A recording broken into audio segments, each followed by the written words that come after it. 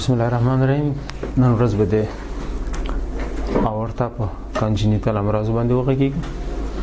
ډبل اورتیک آرک and right aortic arc. Double aortic arc څه ده؟ شریان مثلا ascending aorta ده شروع شوی داسې نارمل حالت کې یو قوس جوړي لیفت خواته قوس جوړي نو دلته یو شریان ترې منشأ اخلي لیفت سب کلاوین ارتري، دلته بل شریان د لیفت کامن کاروتید او دلته یو شریان د براخوسیفالیک ارتري سبې د براخوسیفالیک ارتري نه یو شریان اخلي رائټ کامن کاروتید ارتري. صحیح، بیا د رائټ سب کلاوین باندې دا یو نارمل سټراکچر ده. دا خو اکثرا د اورتا لیفت سایډ ته قوس جوړوي، چپ خواته راتاویږي. که چیرې ښي خواته تاو شي دې ته بیا رایټ اورتیک آرک وایي. مثلا دلته وګورئ چې شریان داسې تللی ده، داسې راتاو سوی ده.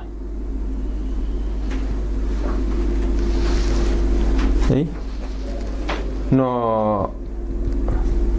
دا شریانونه بیا دیجې نه داسې منشأ اخلي. دلته نور شی نشته ده، یوازې قوس معکوس تاو سوی ده، داسې راتاو شوی ده. نو بلې نه نور څه پاتالوژي نه لري، اما لیفت ventricle نه منشأ اخیستې ده، راغله ایدې په جای داسې راتاو شي، داسې راتاو سوی ده، نور مشکل نه لري. دلته په ایکو کې چې کله موږ او تاسې سوپراسترنال نوچ ګورو، په سوپراسترنال کې داسې یو منظره ورکوي.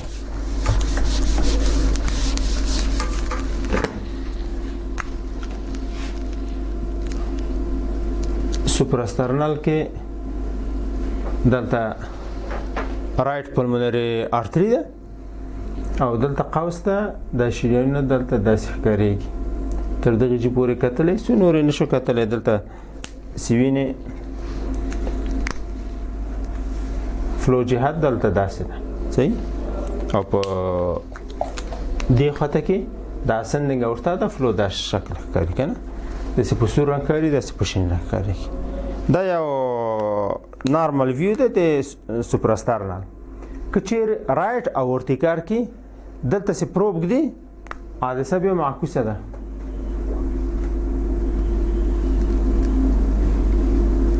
دا مثلا رائټ پلمونري ارتري ده، دلته ایدې په جای چې فلو داسې وګورئ په شین رنګ، دلته په سور رنګ باندې داسې فلو ګورئ، دلته په سور رنګ ګورئ، دا دې خواته ایدې په عوض باندې چې فلو داسې لاړ شي داسې راځي. او سټرکچر یې هماغه ده، نو څه مشکل نه لري، یوازې زاویه بدله شوې ده. صحیح ده. دلته دغه پروب مارکر چې سوپراسترنال کې موږ تاسې ګدو کو، مثلا دا پروب مارکري دلته چې پروب ګدو نو داسې ګدو که نه، چې دا پروب مارکر دې خواته یي مریض مخ لږ لیفت لترال خواته اړو، پروب دلته ګدو داسې ګدو. که چیرې داسې پیدا نه شو او پروب مارکر دې بیخي معکوس که، پر مارکر ښکته راغی دی، دې په عوض باندې پورته راشي او داسې منظره دې ولیدله، دا زیاتره رایټ اورتیک آرک ده. مثلا ته کوشش کوي چې دلته سوپراسترنال کې وینډو راوړې، دا وینډو راوړې، هغه وینډو د پروب مارکر دې سم ایښی ده، دلته دې ایښی ده، داسې پورته ده که نه. پروب مارکر دې پورته ایښي، دا منظره باید راشي، هغه نه راځي. ته پروب تاوایې لانګ اکسس ته ځي، نور هم پسې تاوایې، دا پروب مارکر دې بیخي ښکته راځي، داسې یو تصویر پیدا کوي. دا رایټ اورتیک آرک ده. په دې د پروب مارکر موږ تاسو یو سلاتیا درجې تاو کو، تصویر هم یو سلاتیا درجې تاویږي ورسره. صحیح. نو نارمل حالت کې باید داسې یو فلو وي چې په دې حالت کې چې باید پروب مارکر د موږ تاسو پورته وي. او که چیرې په همدغه حالت کې چې پرومارکر د پورته ده دلته د فلو معکوسه ولیدله دلته دی ولیدل چې فلو داسې ځي بیا داسې راځي نو دا رایټ اورټیک ارک ده او یا د پرومارکر بیخي تاو که بیا داسې منظره راغله د ډبل اورټیک ارک کې څه ده هلته مثلا دلته اورټه شروع شوې ده تلې د اسندنګ اورټه اسندنګ اورټه په دوه برخو ویشل شوې ده لکه پلمنري ارتري غوندې که نه یو داسې راځي یو داسې ځي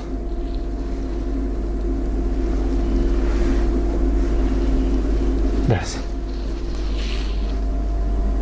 دا ډبل اورټیک ارک ده دوه قوسي ده دوه دانې قوسه لري یو لیفت خوا راغلی ده یو رایټ خوا ته تللی ده اوس نو پخوا داسې اوس د اصلي منظره خو داسې مثلا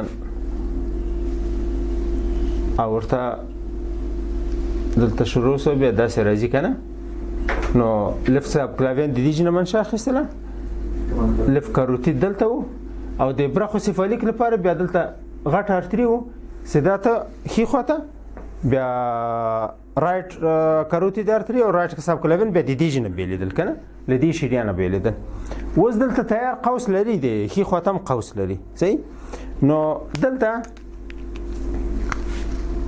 لیفت سب کلاوین د دې نه منشا اخلي لیفت کامن کاروتید د دې ځای نه منشا اخلي دغه برخوسیفالیکس د دې نه شروع کېده اوس دې نه شروع کېږي مستقل دی دلته مستقل ده رایټ سب کلاوین او رایټ کامن کاروتید داسې شروع کېږي یعنی د دې ښي خوا شریانونه چې دي هغه د ښي قوس نه شروع کېږي د چپ خواته شریانونه چې دي هغه د چپ قوس نه شروع کېږي داسې یو منظره ورکوي دا شریانونه بیا دا قوسونه اکثرا بیا بیرته سره یو ځای کېږي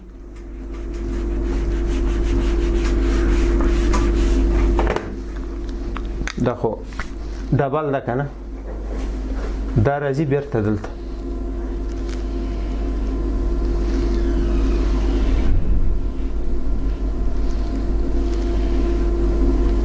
دلته یو کامن ډسندنګ اورټه باندې بدلېږي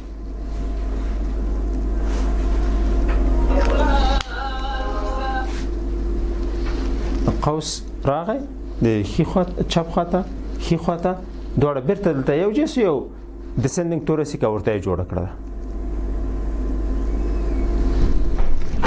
نو دا ډبل اورټیک ارک ده ډبل اورټیک ارک کې اکثرا دغه مری او ایزوفاګوس او تراخیا دا دواړه دلته څنګ په څنګ دي په ډبل اورټیک ارک کې دا یو قوس داسې ځي یو قوس داسې ځي د دې دوه خواته ځي که نه داسې دوه شاخې کېږي یو دې خواته ځي یو دې خواته ځي دلته چې ځي دغه شریانونه دغه تراخیا او ایزوفاګوس بیا د فشار لاندې راځي خپله په اورټه کې خو فلو ډېر وي که نه خو مقاویت یې ډېر وي دا دواړه د فشار لاندې رانیسي داسې د فشار لاندې راونیول که ایزوفاګوس ډېر د فشار لاندې راغی نو دسفاجیا ورته پیدا کېږي مریض صحیح دې ته دسفاجیا پیدا کېږي او که تراخیا د فشار لاندې ونیوله دسپنیا ورته پیدا کېږي مریض ته دواړه قوسونه منځ کې دي دواړه دا اکثرا د ډبل اورټیک ارک همداسې کېږي دا دواړه تراخیا او ایزوفاګوس د منځ کې راګیر کوي نو دلته وګورئ دا یو قوس داسې راغلی دی او داسې تللی د هغه ایزوفاګوس د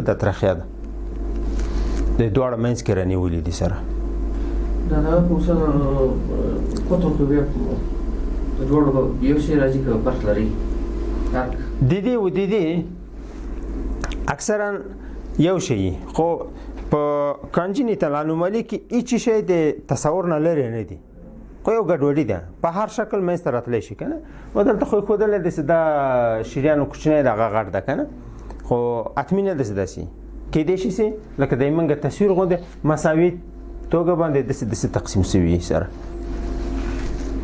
نو په دې کې ډېر مشکل څه جوړوي دغه دوکتوز ارتریوز ده. که چیرې دغه دکته مثلا د دوه قوسه خو داسې ولاړل که نه، که چیرې دې جینه دکت هم داسې تللی پلمونري ارتري ته، د ایزوفاګوس ترخیه بیا د څلورو خواونه د فشار لاندې راځي. د دې هغه دسفاجیا او دسپنې بیا ډېره شدیده وي. که چیرې پی ډي هم موجود وي ورسره که نه، هغه هم تړل شوی نه وي، دوکتوز ارتریوز تړل شوی نه وي. دلته هم دا هم رجد پاتې کېږي. رجد چې پاتې شي د نور هم د فشار لاندې نیسي. نور څه مشکل مریض ته نه جوړوي. که مریض دسفاجیا ونه لري، دسپنې ونه لري، بیا نو څه اعراض نه لري، او دی ونه بیا دوه ښه دي. دا ماما هسې دا ګوري یو قوس هغې خوا تللی دی، یو دې خوا ته تللی دی. کوارتیشن آف اورتا. کوارتیشن اصلا هغه تضایق ده د شریان په مسیر کې. نو کېدای شي چې کوارتیشن په هره برخه کې رامنځته شي.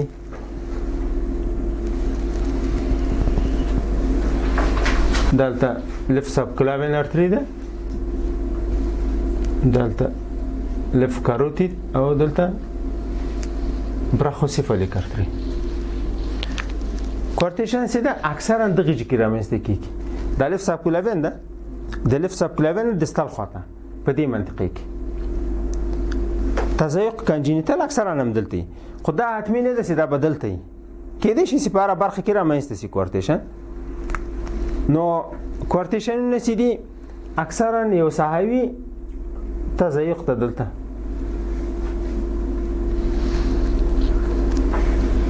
نو دغه تضایقات چې دي په څو شکله دي. مثلا یو داسې ده، دا شریان راغلی دې خوا نه دلته راتنګ شوی ده داسې. دا یو شکل. یو شکل دا داسې تونل شیپ لانګ ابستراکشن ده.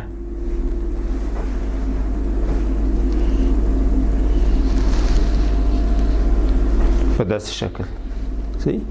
او ځینې وخت کېدای شي چې داسې یو ممبرانې ده هلته، یوه غشا یي چې دلته تضایق را جوړ کړی. په هر شکل کېدلی شي که نه.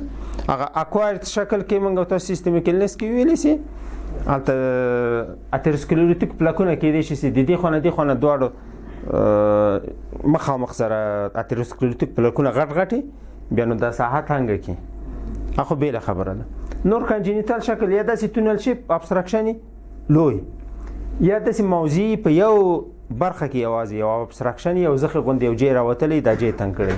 او یا داسې کېدای شي چې دلته یو غشا یي، بیا دا غشا منځ کې داسې واړه واړه سوري ولري، خو ساحه یې بنده کړې ده. نو د ابستراکشن نه دې خوا ته هم دایلیټیشن شته، او د ابستراکشن نه وروسته هم دایلیټیشن شته. پریستینوتیک دایلیټیشن او پوست ستینوتیک دایلیټیشن. اوس مثلا دلته چې تضایق دلته ستاز منځته راځي، حجم ډېرېږي د وینې صحیح. حجم چې ډېر څه دغه برخه د شریان لویېږي داسې. یعنې که ابستراکشن دلته وي، د اسندنګ ورته ټوله تر قوسه پورې دایلیټیشن کوي صحیح. دلته چې د متضایق ساحې نه وینه تېرېږي، دلته خو سرعت ډېر ده، بیا ډېر په سرعت سره چې تېرېږي په دې جدارو باندې لګېږي، بیا ورته دا جدارونه په اهتزاز راولي. دا ساحه بیا وروسته دم دایلیټ کېږي. دا پوست ستینوتیک دایلیټیشن. داسې یو خیال ورکوي. بیا تضایق نه دې خوا ته هم دایلیټیشن ده، تضایق نه مخکې هم دایلیټیشن ده، دواړو خواو ته. په تو ډایمنشنل ایکو کې کېدای شي ټول دایلیټ کېږي که نه، خو دا جدار داسې په اهتزاز راځي، ساحه پراخېږي. د الیاف مقاویت خپل له لاسه ورکوي د دوامدار اهتزاز له وجې، د هغې له وجې بیا دایلیټ کېږي، ځان کشوي.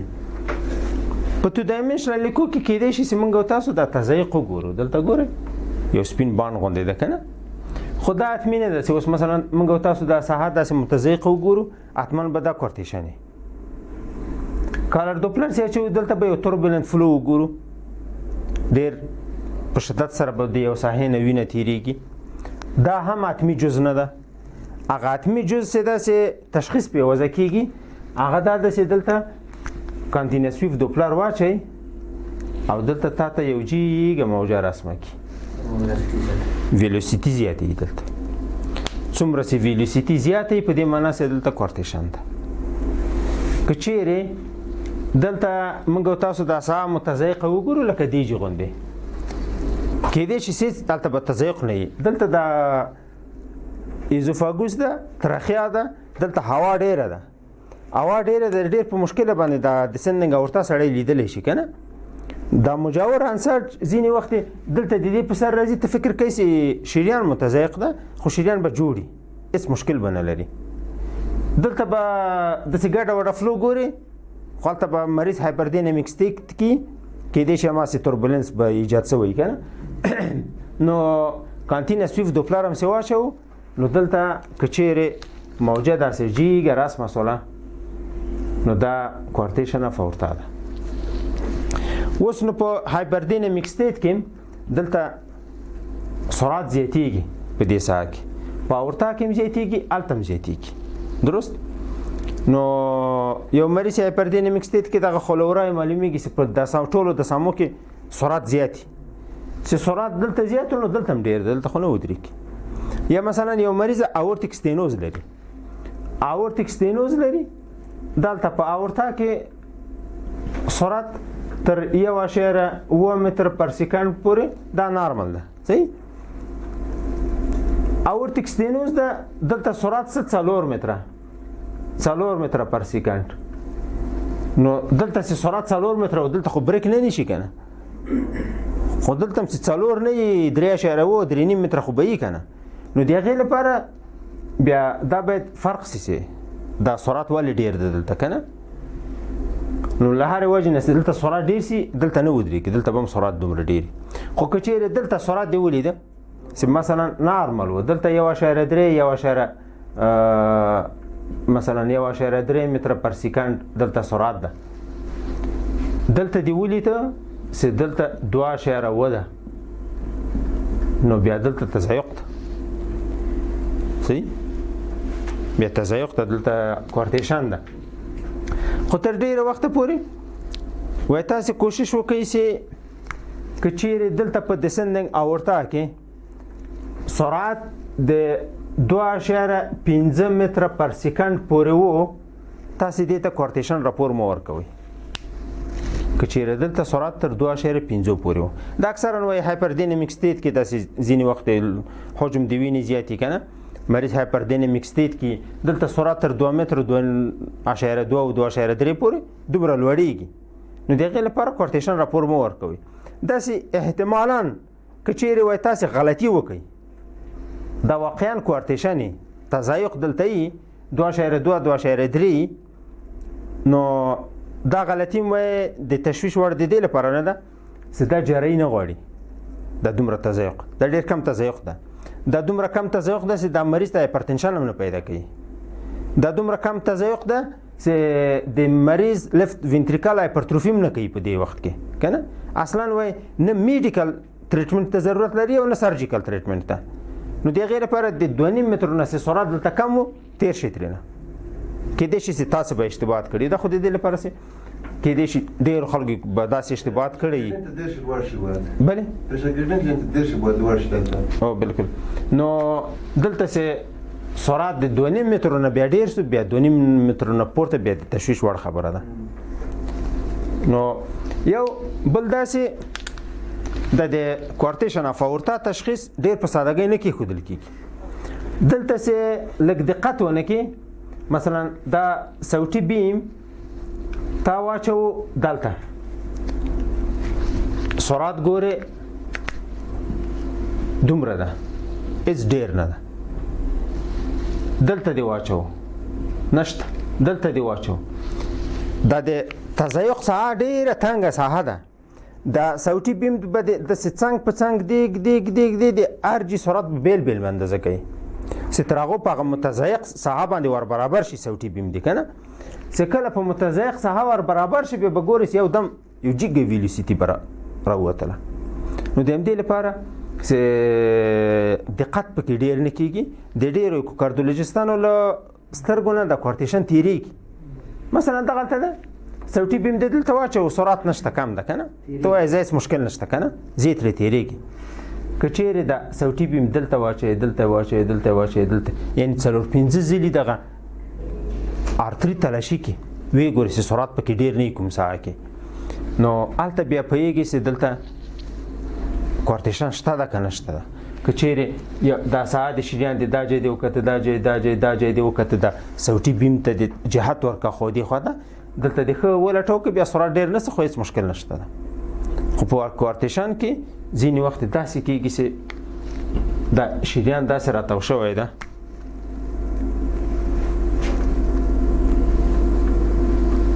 ته په صوتي بیم داسې اچې هسې سرعت کم تعینېږي. دلته دې واچو سرعت کم ده، دلته دې واچو سرعت کم ده. صحیح؟ یو پیډې موجود وجه قبل از بالکل. نو که چیرې صوتي بیم دی یو دم دلته واچو بیا به ګورې چې دلته سرعت ډېر زیات ده. نو د هغې لپاره دغه ساحه ډېره په احتیاط سره باید تلاشي شي دلته سرعت ډېر ده که نه ده. دلته یو موجه ولا د کورتیشن، دغه کورتیشن موجه ده هغه د شدید تضایق کې به زه اوس درته رسم کړم هغه دې کې نشته.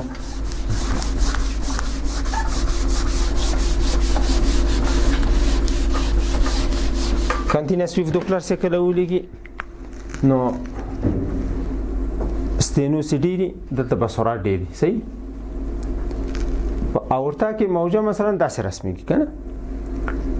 کورتیشن چې څومره شدید کېږي دلته بیا مثلا دلته تضایق ده. صحیح؟ دلته د کانتینس ویف دوپلر واچو موجه دلته نه ختمیږي داسې لکه د اورتا فلو غوندې که نه، دلته نه ختمیږي.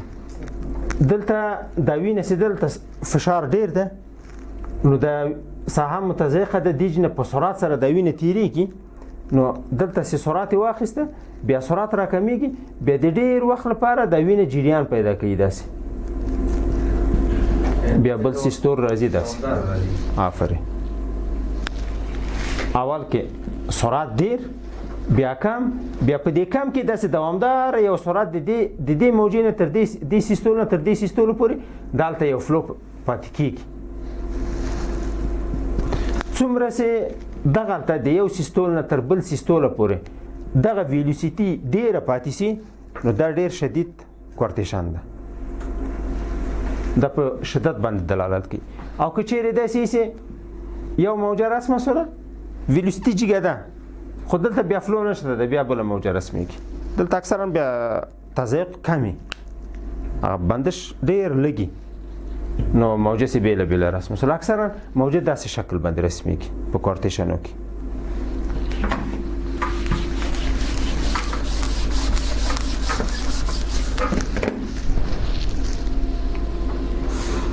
د کورتیشن لپاره سی ټي انجیوګرافي او ام آر آی سره دا ډېر ښه تشخیص وضع کوي.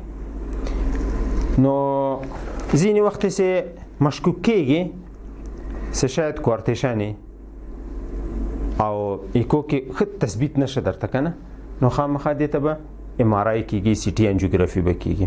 حتی هغه کسانو کې چې ایکو تشخیص وضع کوي بیا مخکې د سرجري نه یو سی ټي انجیوګرافي ورته کوي. او همدا کانتراست ورته زغ کوي. صحیح؟ کانتراست مواد زرقی است شریانونه ډک شي که نه. دلته ګورئ دې کې کانتراست مواد دي، کانتراست مواد دي د شریان ټول شریانونه د کانتراست نه ډک دي. بیا مغه سی ټي سکان ورته کوي که نه او یا ام آر آی ورته کوي. اوس دلته وګورئ دلته مثلا دا بوتاین ده که نه اوزین بوتاین ده دا اسندنګ اورتا ده. اسندنګ اورتا سره راغلي دغه کې بیخي قطه ده بیخي شته ده نه. صحیح؟ نو په دغه مقطع کې بیا ایکو عاجزه ده. هغه مقطع کې موږ خو کوارتیشن دلته سګورو، دلته تضایق ګورو، دلته سرعت باندې موږ تاسو اتکال لرو، دلته باید سرعت ډیری کنه، دلته خو بندش شته، دلته خو سرعت نشته. صحیح. په دې بندش کې انټرپټډ اورتا ده. صحیح. نو دلته بیخي شته ده نه قطع ده دا شریان. دا دسندنګ اورتا ده چې د کولاترالو له خوانه دلته یې روا شوې ده. نو دا په سی ټي انجیوګرافي کې بیا ښه تشخیص کېږي. که چیرې تضایق خو هغه بېله خبره ده. بیا دا داسې د تضایق ساحه هم څه ده په سی ټي انجیوګرافي کې بیا معلومیږي چې څومره ساحه کې تضایق شته ده. صحیح. کولاترال نشته ده نشته ده دا شیان ټول به په هغې کې ښکارېږي. دا ګورئ تضایقات دي د کورتیشن که نه څه چېرته دي. دا مثلا دا دوکتوز ارتریوز ده که نه. دوکتوز ارتریوز د همدې ساحه کې چې دوکتوز ارتریوز منشا اخیستې ده، په همدې ساحه کې تضایق هم ده. دلته د دک نه مخکې ده، دلته یو پراخه ساحه متضایقه ده. مثلا دلته یو وړه ساحه ده، دلته بیخي وړه ساحه ده که نه، دلته د دک نه بیخي وروسته ده. نو د همدې لپاره دغه دلته ګورې تضایق دلته ده که نه، بیا دلته د کولاترالو لخوا نه د سندنګ اورتا یې روا شوې ده. داسې تضایق په کومه ساحه کې ده؟ مثلا دلته خو هغه دوکتوز ارتریوز ده که نه، د سندنګ اورتا د پلمونري ارتري سره وصل کوي. که چیرې تضایق د دې دک نه مخکې دې ته پرې دکتل وایي، که چیرې د دکت په ساحه کې دې ته پارا دکتل وایي، او که د دکت نه وروسته و دلته پوست دکتل ستینوز وایي یا پوست دکتل کورتیشن. صحیح. او بالکل.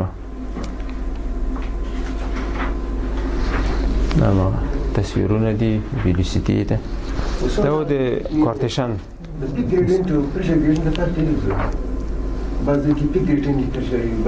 خو پیک پریشر ګرادین ده که نه، یو خو مین پریشر ګرادین ده، یو پیک پریشر ګرادین ده. صحیح.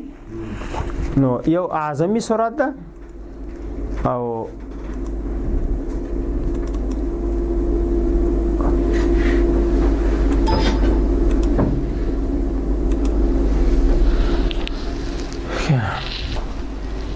نن بالاخره دا مو وي. بسم الله الرحمن الرحیم. پاتنت دوکتوس ارتریوزوس. اصلا دوکتوس ارتریوز د پلمونري ارتري او د دسندنګ اورتا ترمنځ یو دک ده. درست. دا تقریبا د لفت سب کلامین ارتري ته مخامخ یا لاندې د ستل خواته دلته شروع شوی ده. دا خو په دغه کې په جنین کې یو نارمل شانټ ده چې وینه چې د پلمونري ارتري ته ځي، پلمونري ارتري نه بیا د سندنګ اورتا ته ځي، بیا ځي هلته پلاسنتا خواته چې اکسیجن واخلي. نو چې کله جنین وزیږي نو د زیږېدلو نه وروسته بیا دا دکت تړل کېږي. که چیرې دا دکت خلاص پاتې سي بیا نو دلته دوامدار شنټ پاتې کېږي. دې ته موږ تاسو وایو چې پاتنت پاتې شه، پاتنت دوکتوس ارتریوزوس. درست. نو په جنین کې فشار په پلمونري ارتري کې ډېر وینه د پلمونري ارتري نه اورتا ته ځي. د زیږېدلو نه وروسته فشار په اورتا کې ډېرېږي، دلته په پلمونري کې سقوط کوي. نو بیا وینه د اورتا نه راځي پلمونري ارتري ته. اصلا په دغه اورتا کې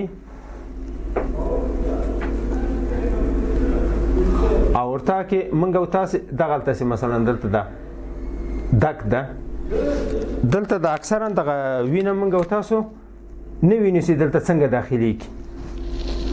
دغه منشا شروع د دک اکثرا نه معلومیږي سمه چې دلته د وینه څنګه داخليږي، غیر دې نه چې شان ډیر غټي او یا دا د رایټ ټو لیفت شانټي دی هغه خانه دی خواته بیرته وینه راسي کنه.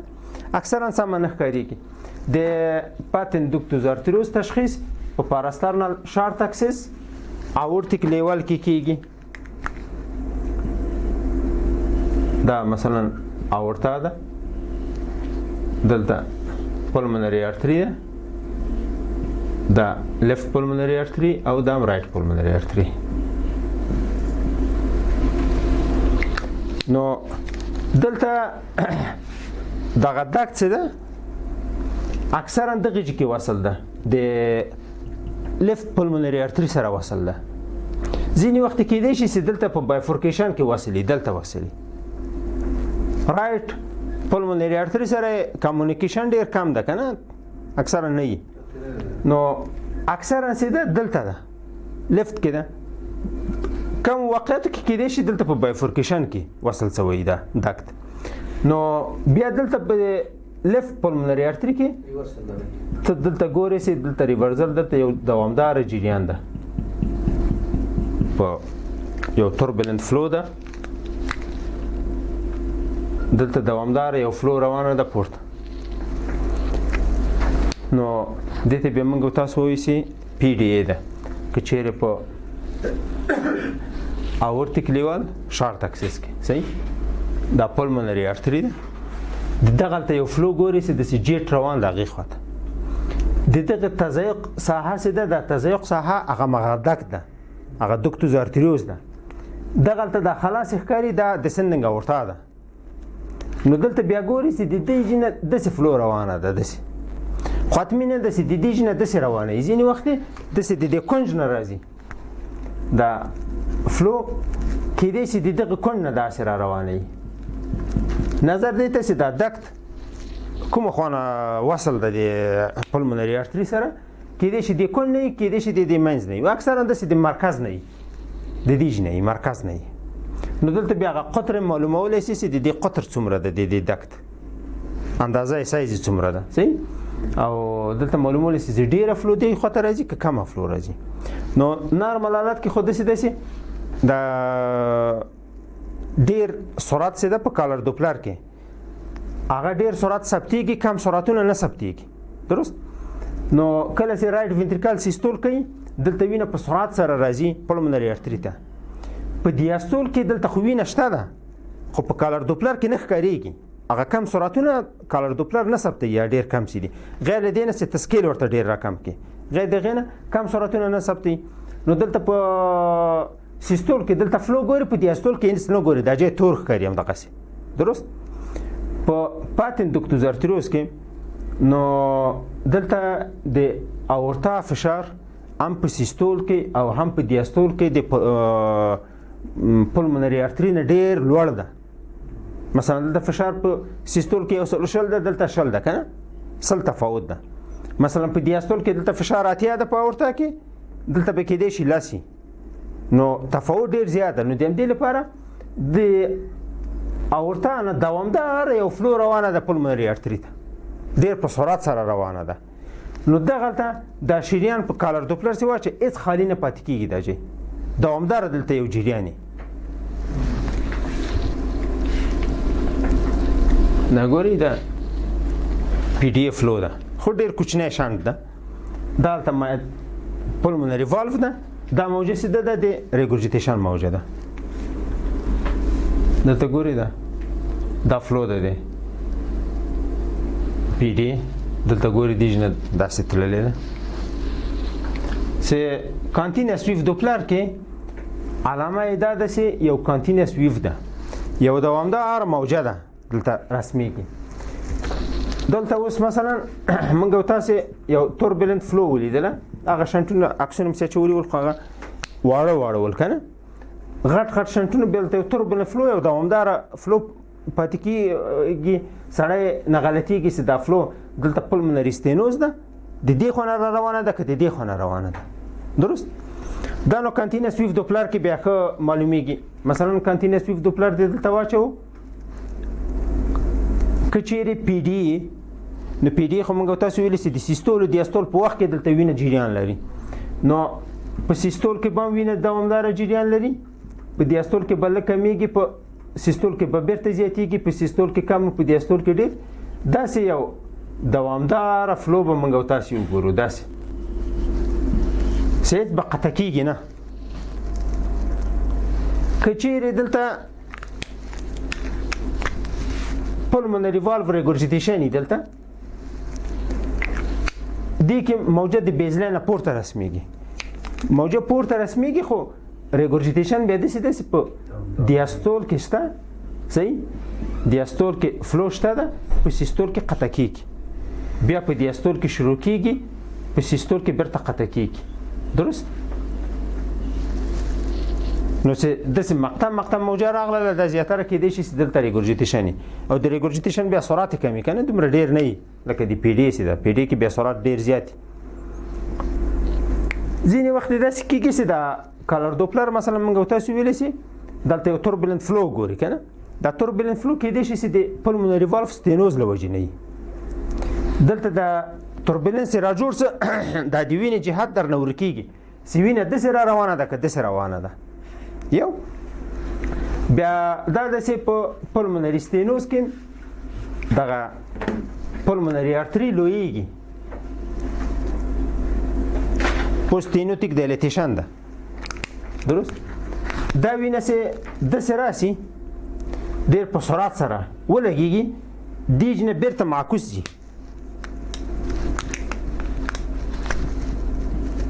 دلته بیرته په سور رنګ ښکارېږي داسې یو دوره یې وکړله دا شریان ډېر لوی سوی ده انیوریزم غوندې جوړ کړی که نه یو جوف غوندې وینه داسې راسي بیرته داسې تاو شي دغه د وینې بیرته تاوېدل سړی داسې فکر کوي چې ولا دلته پی ډي اې ده ګوره په سور رنګ ښکارېږي که نه نو د دغې وینې بیا سرعت ډېر کم ده دلته چې چیرې کانټینس ویف دوپلر موږ او تاسو واچوو هلته به بیا موجه داسې رسمه شي چې د بیزلاین نه به ښکته وي موجه درست دلته به د بیزلاین نه ښکته یو جیګه موجه وګورئ چې دا د پلمونري ستینوز علامه ده سرعت به دلته ډېر زیات وي او د بیزلاین په سر باندې کیدای شي دا واړه واړه پرازیت مرازیت نور به فلو نه وي ډېر کم سرعتونه به وي خو ډېر جګ سرعت به دلته نه ثبتېږي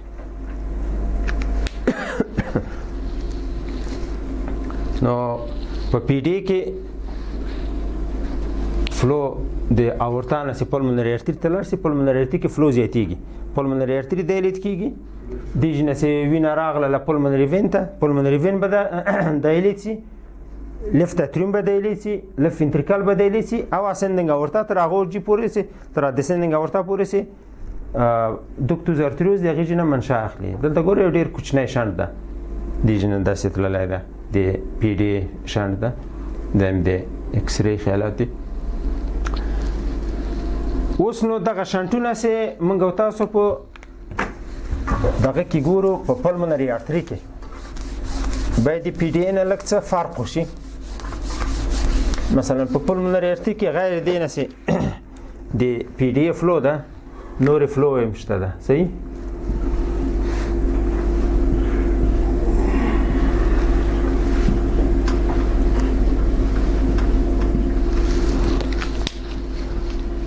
که چیرې په دغه ساحه کې هر جریان ولیدل شي چې دلته پورته روان ده د پلمونري والف خواته روان ده دا پی ډي اې ده دې کې شک و شبه نشته ده صحیح ده دا حتما پی ډي اې ده یا کوچنی یا غټ په دې ساحه کې چې فلو ولیدل شول نو دا پی ډي اې ده که چیرې بله او بالکل په بایفورکیشن کې کنه یا دلته یا دلته یا دلته یا لیفت کې کنه خو زیاتره لیفت کې دلته چې اضافي فلو ولیدل شول هغه پاتنټوکتوز ارتریوز ده دا تشخیص ده صحیح که چیرې دغسې یو فلو دلته وګورئ او همداسې ډېر غټ یو جریان نو دا بیا ورته پلمونري وینډو ده صحیح هغه اورټیکو پلمونري وینډو هغه ورځي ویلې چې دی اسندنګ اورتا او د پلمونري ارتري ترمنځ یو شنډ ده مثلا دلته اورتا ده دلته پلمونري ارتري ده درست د دې دواړو ترمنځ دلته یو شنډ ده د دواړو ترنکونو ترمنځ دا اورټیکو پلمونري وینډو ده دا وینډو ډېر غټ شنټ ورکوي ډېر غټ جریان ده درست دا یو بل تشخیص دا ده چې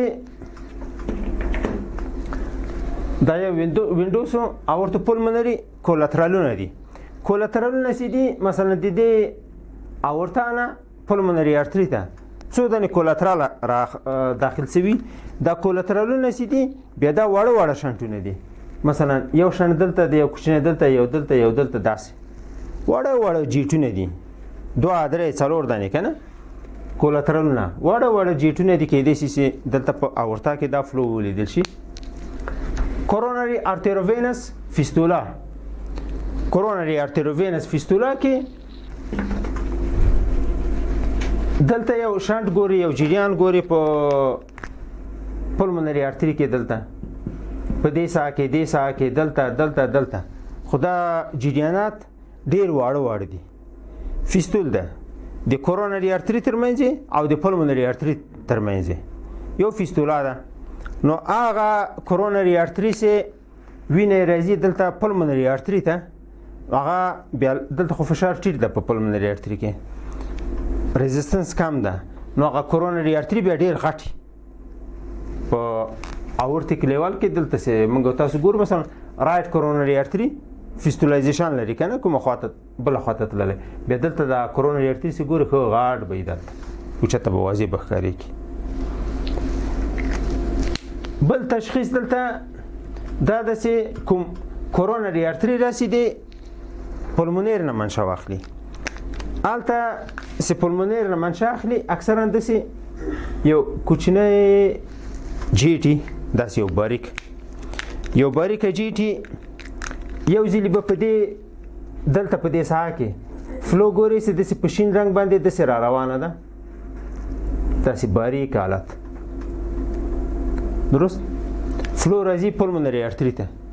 یو ځلې به په همدغه ساحه کې همدغسې یو باریکه جیټ په سور رنګ باندې ګوري چې بیرته فلو په همدې ساحه کې بیرته روانه ده.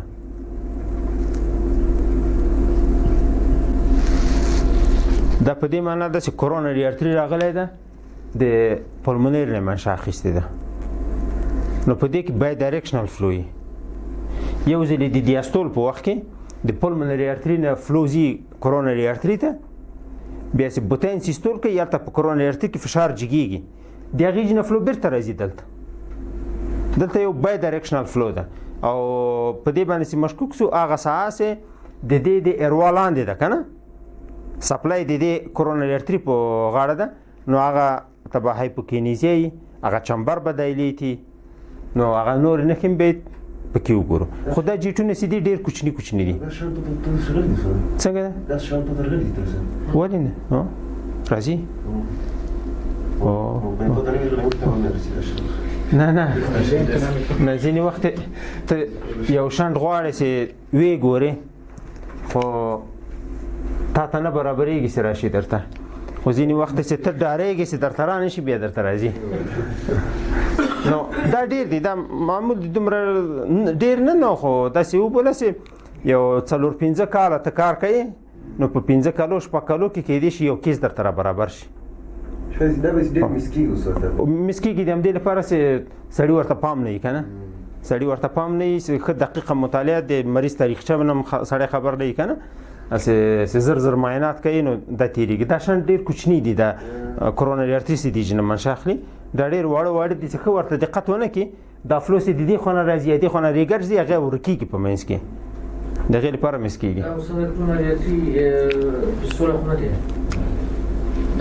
دا فلو نه د مثلا رائټ کورونري ارتری، لیفت کورونري ارتری، سرکمفلیکس که نه، انتیرو ډسندنګ ځینې وخت راځي دلته د پلمونري ارتری نه منشا اخلي. فیستولایزیشن خو بیل ده. فیستولا خو دا ده چې کورونري ارتری په خپل ځای کې ده، په خپل ځای کې د دې جن یو کنکشن پیدا شوی دی د پلمونري ارتری سره. دا شیان بیا زیاتره په انجیوګرافي کې تشخیصیږي. چې ته ناروغ ته انجیوګرافي وکړي هلته د کانتراست درکړي، بیا ګورې چې شریان بله خواته کنکشن لري، لاړه بله خواته لاړه که نه، هلته ښه تشخیصیږي. خو دلته موږ او تاسو چې یو اب نارمل فلو وګورو، موږ او تاسو یو احتمال کوو چې دلته داسې بای ډایرکشنل فلو ګوري، احتمال کوو چې یو کورونري ارتری د دې نه منشا اخیستې ده. بیا تشخیص خو په انجیوګرافي کې کېږي. دلته موږ او تاسو کېدای شي چې دا به فیستولا وي، د ډاکټر صاحب خبره صحیح، کېدای شي فیستولا وي، کېدای شي چې د کورونري ارتری نه د کوم بل ارتری بله خوا نه راغلی وي که نه، نو د هغې لپاره تشخیص قطعي هغه وضع کوي. رپچر اف ساینس اف والسلوا نو هغه ساینس وال سروار رپچرونه چې دي زیاتره دلته دي رایټ وینټریکل ته دي د دسم برسیره دي دلته په دې ساحه کې که دا ساینس وال سروار رپچر وکړي زیاتره دلته وي هغه بیا دلته په پلمنري ارتري کې نه وي بیا تاسو نه کولی ویزدي غوندې خو ښکارېږي خو ولې خو دلته بیا دغه ته ولاړ شي پلکس ته ولاړ شي پلکس ته ولاړ شي دلته مثلا دا ساینس ده دا ساینس ده صحیح دا ساینس ده نو چې دا رپچر وکړي داسې رپچر وکړي فلو به دلته وي ventricular septal defect فلو خو دلته ده د دسم نه دې خواته ده هغه بیا هلته تشخیص تفریق کېږي دا هم شو پی ډی